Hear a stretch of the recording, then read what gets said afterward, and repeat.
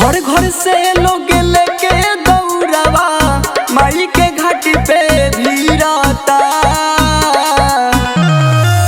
घर घर से लोग लेके दौड़ावा माई के घाटी पे भीड़ता।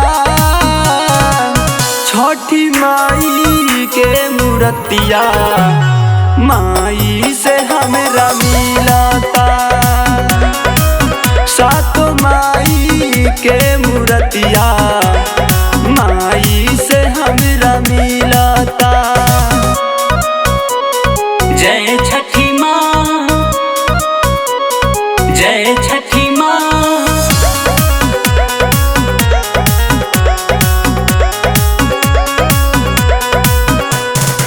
छठी माई के चरनिया में आके दौरा में फल फूल ठेकुआ सजा के करते दर्शन सब बिगड़ी बनाता। हठ में छठी माई के गीतिया सुनाता। मनवा के सब सोचल सपनवा लालसा पूरा खिलाता।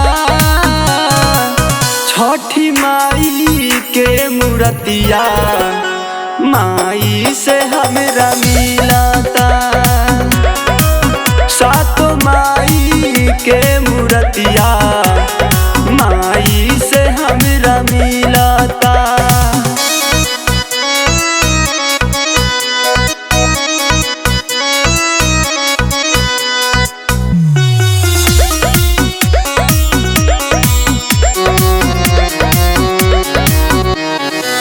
करी पूजन हमें घाटे पे जाई। छठ के साथ जसो कोसी भराई। भावेला मन धन दर्शन पाके माई के घाट पे पड़का बजा के। दुखवा से अब निकल के बेटवा तोहर चलते जियाता। छठी माई के मूर्तिया माई से हमरा मिलता। सात माई के मूर्तिया माई से हमें